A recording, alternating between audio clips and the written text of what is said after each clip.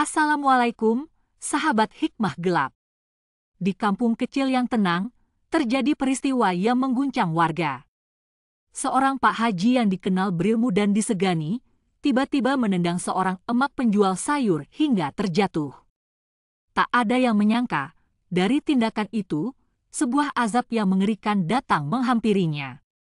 Dimulai dari satu kaki yang meleleh, hingga rumahnya tak lagi bisa dimasuki siapapun. Sebelum kita lanjut, mari kita bersama-sama bersholawat kepada Nabi Muhammad Shallallahu Alaihi Wasallam. Allahumma sholli ala Sayyidina Muhammad wa ala ali Sayyidina Muhammad. Dan sekarang, mari kita mulai kisahnya. Pagi itu di sebuah kampung padat penduduk, udara masih segar dan matahari baru menyembul malu-malu dari balik bukit kecil. Deretan rumah semi permanen berdiri rapat, dikelilingi suara ayam berkokok dan anak-anak berlari kecil menuju warung. Di ujung jalan sempit, terlihat seorang wanita tua tengah menggelar dagangannya. Namanya Mak Inah. Usianya sudah hampir menyentuh 65 tahun. Tubuhnya membungkuk dan kulitnya legam, namun matanya tetap berbinar saat menyusun ikatan bayam, kangkung, dan cabai rawit di atas tikar lusuh yang sudah menemaninya bertahun-tahun. Ia dikenal warga sebagai sosok penyabar, rajin, dan tak pernah menolak pembeli walau hanya membeli 2 batang bawang.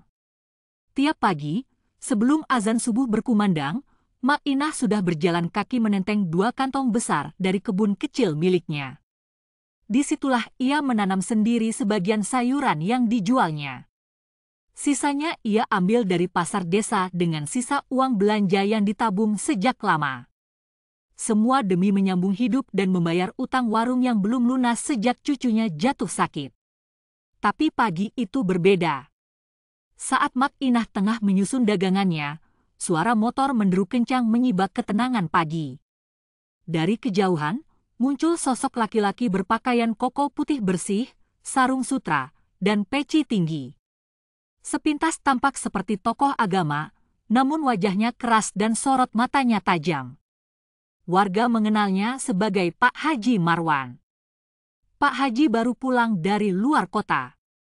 Ia dikenal kaya, pemilik kontrakan dan toko sembako besar di pasar. Namun, belakangan ia mulai dijauhi warga karena sifatnya yang berubah. Sombong, mudah marah, dan suka merendahkan orang kecil. Motor Pak Haji melaju tepat ke arah Mak Inah yang duduk menunduk sambil melipat kantong plastik. Ban motornya nyaris menyambar dagangan. "Mak, kamu tuh ganggu jalan. Gak tahu malu jualan di depan rumah saya tiap pagi," bentaknya sambil membuka helm dengan kasar. Mak Inah tersentak, mencoba tersenyum. "Maaf, Pak Haji, ini cuma sebentar, nanti saya beresin cepat kok." Belum sempat kalimat itu selesai, kaki Pak Haji menyambar tikar Mak Inah hingga terlipat dan tumpah semua sayuran segar ke jalan. Plastik-plastik beterbangan, cabai berserakan, dan beberapa ikat kangkung masuk ke selokan. Warga mulai menoleh dari kejauhan, namun tak ada yang berani mendekat. Pak Haji mengangkat kakinya tinggi-tinggi.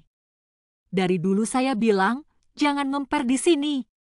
Ini bukan tempat pasar, ini depan rumah saya." Tanpa peringatan, tendangan keras mendarat tepat di perut Mak Inah yang membuat tubuh renta itu terhempas ke belakang. Kepala Mak Inah membentur tiang listrik kecil di pinggir jalan. Ia terdiam dengan napas tercekat. Tangan keriputnya meraba-raba dagangan yang berserakan. Pak Haji menghela napas kasar, meludahkan amarah ke tanah, lalu masuk ke dalam rumahnya tanpa sedikit pun menoleh ke belakang. Warga mulai mendekat. Beberapa ibu-ibu membopong Mak Inah dan mengumpulkan sayuran yang tercecer. Tapi di antara lirih tangis warga, tak satu pun dari mereka berani menyuarakan kemarahan pada Pak Haji. Saat itulah sesuatu yang aneh mulai terasa di pagi yang semula tenang itu. Sejak pagi insiden itu, suasana kampung menjadi senyap. Tak ada anak-anak bermain layang-layang seperti biasanya. Beberapa warung memilih tutup lebih awal. Bisik-bisik tentang tindakan Pak Haji Marwan menyebar dari mulut ke mulut. Tapi tetap, Tak ada satupun yang berani menegurnya secara langsung. Bukan karena hormat, tapi karena takut. Harta dan kekuasaan Pak Haji terlalu besar untuk dilawan warga kecil seperti mereka. Mak Inah sendiri pulang dengan tubuh gemetar. Ia menolak diajak ke puskesmas. Dengan mata berkaca-kaca, ia hanya berucap lirih, "Allah masih sayang Mak, Nak. Nanti juga sembuh sendiri." Namun sejak kejadian itu, keanehan demi keanehan mulai terjadi di rumah Pak Haji. Malam pertama, suara benda jatuh terdengar dari dalam rumahnya. Warga sekitar mengira hanya angin. Tapi suara itu berulang. Suara meja digeser, pintu dibanting, dan kaca seperti retak. Bahkan ada ibu-ibu yang mengaku melihat bayangan hitam berdiri di balik jendela rumah Pak Haji sekitar jam 3 pagi. Keesokan harinya, anak perempuan Pak Haji ditemukan menangis ketakutan di ruang tamu. Ia terus menunjuk-nunjuk ke arah dapur sambil berkata, "Ada api di kaki Abi." Tapi saat diperiksa, dapur itu dalam kondisi utuh, tak ada percikan api sedikit pun. Namun tak berhenti di situ. Pagi hari ketiga, aroma hangus mulai tercium dari dalam rumah Pak Haji. Warga sekitar awalnya mengira Pak Haji membakar sampah di halaman belakang. Tapi ternyata tidak. Bau itu bukan seperti daun atau kayu terbakar. Baunya lebih menyengat. Seperti bau plastik meleleh, bercampur daging dan darah. Tetangga terdekat, Bu Teti, memberanikan diri mengetuk pintu rumah Pak Haji untuk bertanya. Tapi tak ada jawaban. Hanya suara langkah kaki terseret perlahan di dalam rumah. Saat Bu Teti mendekat ke jendela, ia melihat sesuatu yang membuat tubuhnya melemas. Pak Haji duduk di lantai ruang tengah dengan wajah pucat dan tubuh gemetar. Ia menggenggam kakinya yang dibalut kain putih. Tapi kain itu tampak menghitam, basah, dan berasap. Ya, asap benar-benar mengepul dari kain pembalut kaki itu. Seperti terbakar dari dalam. Tanpa disadari, suara Pak Haji lirih terdengar. "Panas, panas sekali. Allah, kenapa kaki saya begini?" Bu Teti mundur sambil menutup mulutnya, lalu berlari pergi.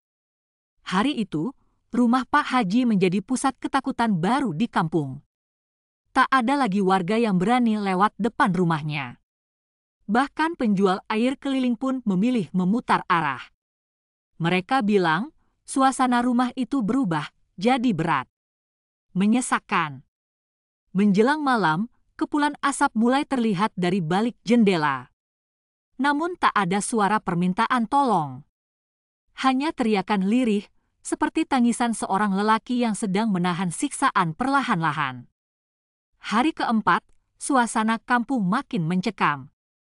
Rumah Pak Haji tampak sepi dari luar, tapi warga bisa merasakan hawa aneh setiap kali melintasi gang kecil yang mengarah ke sana. Udara di sekitar rumahnya terasa lebih panas, meski langit sedang mendung dan angin bertiup sejuk. Dari dalam rumah, terdengar suara aneh, seperti daging yang digoreng dalam minyak panas. Sesekali diiringi teriakan lirih yang terputus-putus. Tidak ada yang tahu apa yang sedang terjadi, dan tidak ada yang berani masuk. Bahkan keluarganya sendiri tidak pernah tampak keluar rumah sejak kejadian itu. Tapi sore itu, seorang ustaz muda bernama Ustaz Darul datang dari kampung sebelah. Ia mendengar kabar dari salah satu jemaahnya yang sering belanja di pasar kampung ini. Dengan tenang, Ustaz Darul melangkah menuju rumah Pak Haji, ditemani 2 orang warga. Begitu sampai di depan pintu, hawa panas langsung menyambut wajah mereka. Seperti mendekati tungku pembakaran. Ustaz Darul membaca doa dalam hati, lalu mengetuk pintu pelan. "Assalamualaikum. Pak Haji, saya Ustaz Darul, dari kampung sebelah." Tak ada sahutan. Tapi pintu tiba-tiba terbuka perlahan, berderit. Hembusan asap tipis keluar dari celah dalam rumah. Bau hangus yang menyengat menusuk hidung, bercampur dengan aroma darah dan sesuatu yang amis. Ketiganya masuk dengan hati-hati. ruangan dalam gelap meski hari masih sore. Langit-langit tampak menghitam, dinding seperti basah oleh jelaga. Mereka melangkah ke ruang tengah, lalu terdiam. Pak Haji terduduk di lantai, bersandar pada dinding. Tubuhnya gemetar hebat, wajahnya tak seperti dulu, pucat, matanya cekung, dan keringat membanjiri wajahnya. Tapi yang paling mengejutkan bukanlah wajahnya. Itu kakinya. Satu kakinya tampak mencair. Dari lutut ke bawah, kulitnya seperti meleleh. Dagingnya melepuh, menetes ke lantai seperti lilin panas. Bahkan tulang betisnya sudah mulai tampak, menyembul di antara cairan merah yang kental dan menyengat. Pak Haji mengerang, suaranya lemah. Saya cuma marah, saya cuma nggak tahan lihat dia di depan rumah saya terus, saya nggak tahu, kenapa. Allah, kenapa panas sekali. Ustaz Darul mendekat, menahan napas. Ia mencoba menyentuh bahu Pak Haji, tapi saat tangannya nyaris menyentuh kulit itu, hawa panas seperti menyambar balik. Terpaksa ia menarik tangannya cepat-cepat. Ini bukan panas biasa, bisik Ustaz Darul pelan. Ini seperti hukuman. Tiba-tiba, dari arah dapur, terdengar suara benda jatuh. Lalu sesuatu menggelinding, seperti botol kaca. Tapi tak ada satupun dari mereka yang berani menoleh. Semua mata tertuju pada kaki Pak Haji yang perlahan terus mencair, meneteskan daging seperti lilin, dan menimbulkan aroma yang semakin menusuk. Pak Haji tak berhenti menangis. Tapi air matanya tak bisa menebus apa yang telah ia lakukan. Malam itu, kampung kembali dihantui ketakutan. Langit yang biasanya cerah berubah kelam tanpa bintang. Angin bertiup kencang menerpa genteng-genteng rumah warga, seolah membawa isyarat buruk. Rumah Pak Haji kini sepenuhnya tertutup rapat, tanpa cahaya, tanpa suara. Tapi bagi warga yang tinggal di sekitar, malam itu terasa panjang dan mencekam. Tepat pukul 12 malam, terdengar jeritan. Jeritan itu berasal dari rumah Pak Haji. Suara laki-laki, panjang dan mengerikan. Seperti orang yang tengah disayat perlahan-lahan, menjerit dalam kepedihan luar biasa. Jeritan itu menggema hingga 2 gang sebelah, membuat warga yang mendengarnya spontan menutup telinga dan beristighfar. Beberapa warga mengintip dari balik jendela, dan beberapa lainnya bersembunyi di balik pintu. Tak satu pun yang berani keluar.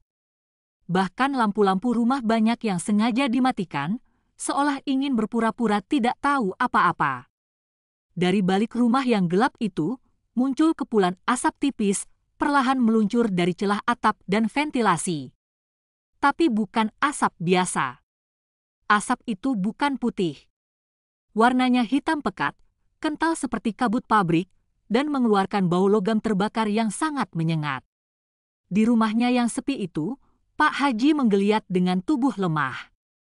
Ia sudah tidak bisa berdiri.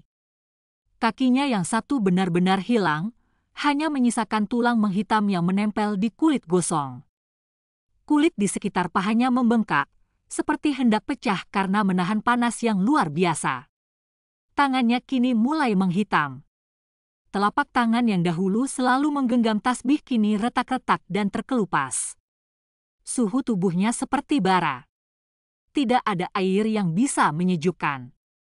Setiap disiram, air justru mendidih dan mengeluarkan uap. Di pojok ruangan, anak perempuan Pak Haji meringkuk dengan wajah ketakutan. Ia hanya bisa menangis, memeluk lutut, menyaksikan ayahnya mengerang kesakitan, tersiksa dalam sunyi yang tak seorang pun bisa hentikan. Di luar rumah, warga mulai berdatangan. Beberapa nekat ingin masuk setelah mendengar jeritan yang tak berhenti. Ustaz Darul berdiri paling depan, memegang tasbih dan membaca ayat-ayat pendek dengan suara bergetar. Namun begitu mereka mendekati pintu rumah, terdengar suara ledakan kecil dari dalam. Seperti ada sesuatu yang meletus. Pintu rumah tiba-tiba terbuka sendiri. Asap hitam menyembur keluar, menerpa wajah-wajah yang ada di depan. Mereka terhuyung, sebagian batuk keras, dan sebagian lagi berlari mundur.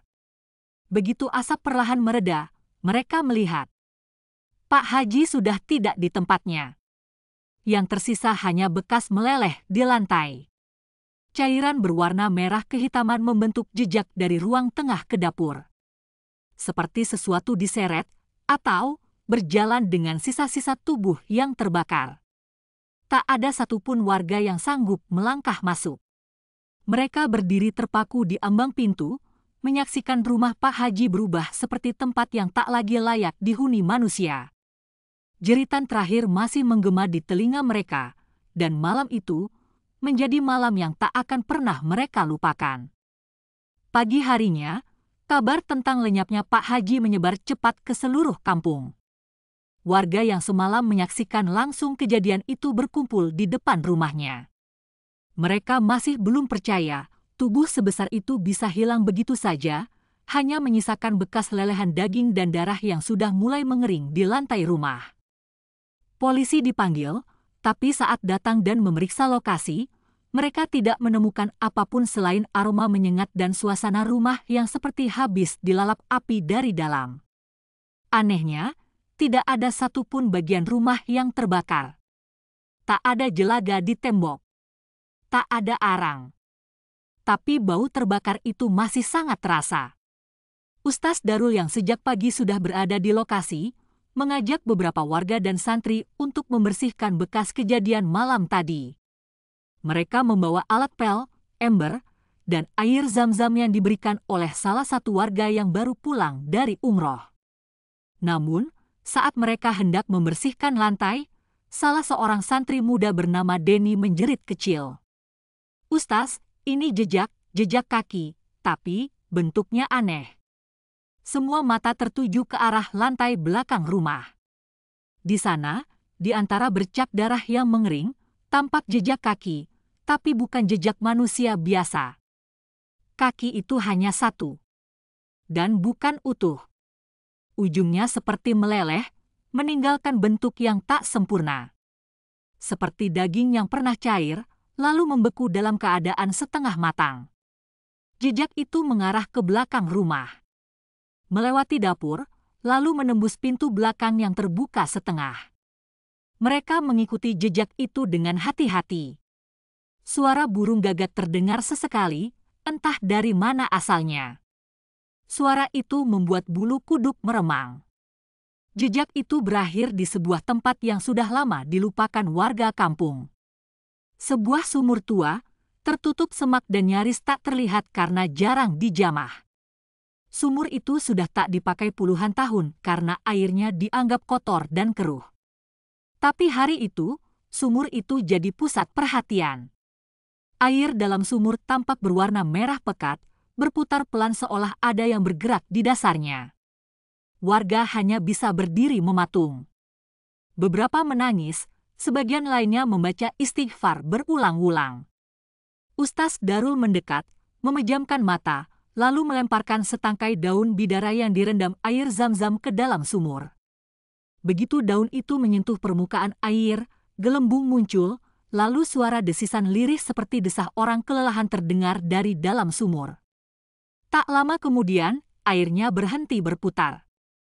Ustaz Darul menunduk dalam, lalu berbisik pelan, "Tempat ini sekarang bukan milik kita lagi." Warga mundur perlahan. Mereka tahu, apapun yang terjadi pada Pak Haji, tubuhnya telah menyatu dengan tempat yang bahkan tanah pun enggan menerimanya. Dan sumur itu menjadi saksi bisu azab yang nyata. Sejak hari kejadian di sumur tua itu, rumah Pak Haji berubah menjadi tempat yang tak lagi dikenali. Jendela-jendelanya selalu tertutup, walau angin bertiup kencang. Daun-daun kering menumpuk di depan pintu, seperti tak ada kehidupan yang pernah tinggal di sana. Tak ada suara, tak ada cahaya, tak ada gerakan. Namun meski rumah itu tampak kosong, warga tetap merasa dia belum benar-benar pergi. Anak-anak kecil tak lagi berani bermain layangan di dekat halaman depan. Ibu-ibu tak berani menjemur pakaian di sekitar pagar rumah itu. Bahkan tukang sayur yang biasa lewat setiap pagi kini sengaja memutar arah. Seolah rumah itu menyimpan sesuatu yang lebih dari sekadar kenangan buruk.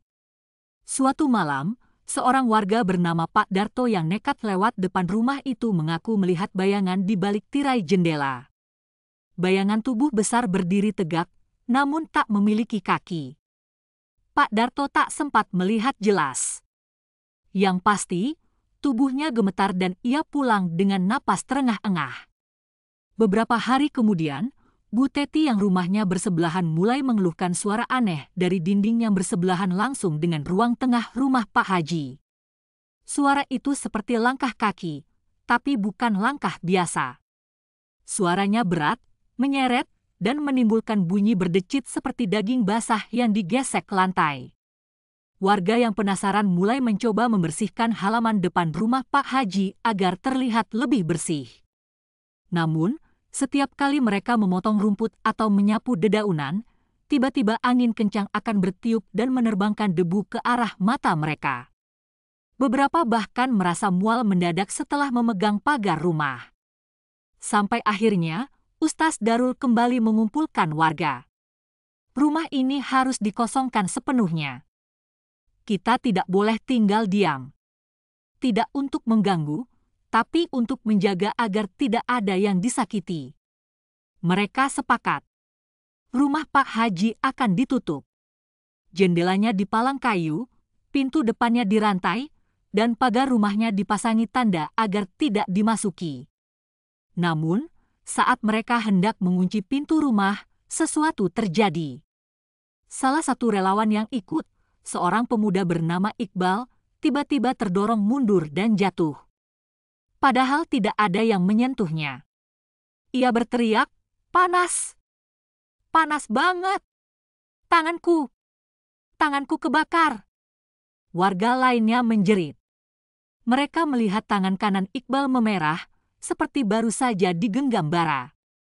Tapi tidak ada api. Tidak ada percikan. Hanya hawa panas dari dalam rumah. Ustaz Darul segera menarik Iqbal menjauh dan menyiram tangannya dengan air yang sudah didoakan. Perlahan-lahan rasa sakit itu mereda, tapi luka bakarnya tetap nyata. "Sudah, cukup, jangan ada yang sentuh rumah ini lagi," kata Ustaz Darul dengan nada berat. Sejak hari itu, tak ada satupun yang berani mendekati rumah Pak Haji lagi. Bahkan anak-anak pun percaya, jika kau berdiri terlalu dekat dengan dindingnya, kau akan mendengar suara rintihan yang belum selesai, suara seseorang yang terus meminta ampun, tapi tak lagi didengar. Sementara suasana mencekam terus menyelimuti rumah Pak Haji, kehidupan perlahan mulai kembali di gang kecil tempat Mak Inah biasa duduk menjual sayur. Meski tubuhnya masih lemah dan harus dipapah keluar rumah, Mak Inah tetap memaksa kembali berjualan, meski hanya duduk sebentar dan membawa satu keranjang kecil. Warga kini bergantian membantunya. Ada yang membantu membawakan dagangan, ada yang membelikan sayurannya, dan ada juga yang sekadar duduk menemani. Mereka merasa bersalah, karena tak seorang pun berani membela Mak Inah saat kejadian itu terjadi. Tapi wanita tua itu hanya tersenyum lembut setiap kali mereka meminta maaf. "Allah itu maha melihat, Nak, yang penting kita jangan ikut jahat," ucapnya pelan sambil merapikan dagangan. Suatu siang, saat matahari sedikit condong ke barat, datang seorang ibu muda membawa 2 anak kecil. Ia membeli seikat bayam dan 1 kantong cabai rawit. Setelah membayar, ia duduk sebentar di sebelah Mak Inah, lalu berkata dengan suara pelan, "Mak, saya lihat sendiri waktu itu. Mak dilempar sampai jatuh, tapi Mak nggak marah sama sekali. Saya malu, Mak. Saya cuma bisa nonton dari jauh." Mak Inah menoleh, matanya basah tapi senyumnya tetap tenang. "Kalau kita balas marah, apa bedanya kita sama dia?" Ibu muda itu menangis dalam diam. Anak kecil di sampingnya memeluk kaki ibunya, tak mengerti apa yang terjadi. Sejak hari itu, dagangan Mak Inah semakin laris. Bahkan warga sekitar mulai menitipkan sayuran dari kebun masing-masing agar dijual lewat Mak Inah. ia pun tak lagi duduk di tikar lusuh sendirian. Ada bangku kecil, ada payung peneduh, dan sesekali ada teh manis hangat yang disuguhkan dari rumah tetangga. Namun ada satu hal yang membuat Mak Inah selalu menunduk diam setiap kali ditanya tentang rumah di ujung gang itu. Beberapa warga mengatakan, setiap kali mereka menyapa Mak Inah sambil menunjuk ke arah rumah kosong itu, Mak Inah hanya akan menatap tanah dan berbisik, Allah tahu siapa yang benar dan siapa yang zalim. Kadang, balasannya datang bahkan sebelum kita mati. Suatu malam, Mak Inah terbangun oleh mimpi aneh. Dalam mimpi itu, ia melihat seorang laki-laki berpakaian putih berdiri di pinggir sumur tua. Wajahnya tertutup asap hitam dan tubuhnya tinggal setengah. Ia menangis, tapi tak ada suara yang keluar. Hanya isyarat tangan yang memohon-mohon, namun tak digubris langit. Pagi harinya, Mak Inah duduk lama di depan rumah. Ia hanya diam, memandangi arah sumur tua dari kejauhan. Tak ada kata yang keluar dari mulutnya, hanya tatapan kosong yang lama-lama berubah menjadi senyum pelan. Bukan senyum kemenangan. Bukan pula kebencian yang terselubung. Tapi senyum orang tua yang tahu bahwa keadilan Allah, meski datang perlahan, tidak pernah salah alamat. Dan sejak hari itu, kampung kecil itu mulai tenang kembali. Tapi rumah itu tetap kosong. Tak satu pun yang berani menyentuhnya. Karena mereka tahu, azab yang pernah datang, tak akan pergi begitu saja. Sahabat hikmah gelap. Dari kisah ini, kita belajar bahwa kekuasaan, jabatan, dan status tidak akan mampu melindungi seseorang dari balasan Allah jika ia berlaku zalim. Menyakiti orang lemah, apalagi sesama muslim yang tak bersalah, adalah dosa besar yang kelak akan dibalas, bahkan di dunia. Jangan pernah meremehkan doa orang yang teraniaya, karena doanya tidak ada hijab antara dia dan Allah. Seperti dalam sabda Nabi Muhammad Shallallahu Alaihi Wasallam, takutlah kamu terhadap doa orang yang terzalimi, karena tidak ada penghalang antara doanya dengan Allah. Bukhari dan Muslim, dan dalam Al-Quran, Allah berfirman, dan janganlah kamu condong kepada orang-orang yang zalim, yang menyebabkan kamu disentuh api neraka. Surah Hud, ayat 113, semoga kita semua dijauhkan dari sifat sombong dan kezaliman. Semoga Allah menjadikan kita orang-orang yang lembut, penuh kasih, dan saling menolong sesama. Assalamualaikum warahmatullahi wabarakatuh. Semoga Allah senantiasa memberkahi hidupmu, melindungi keluargamu, dan mengampuni dosa-dosamu. Amin.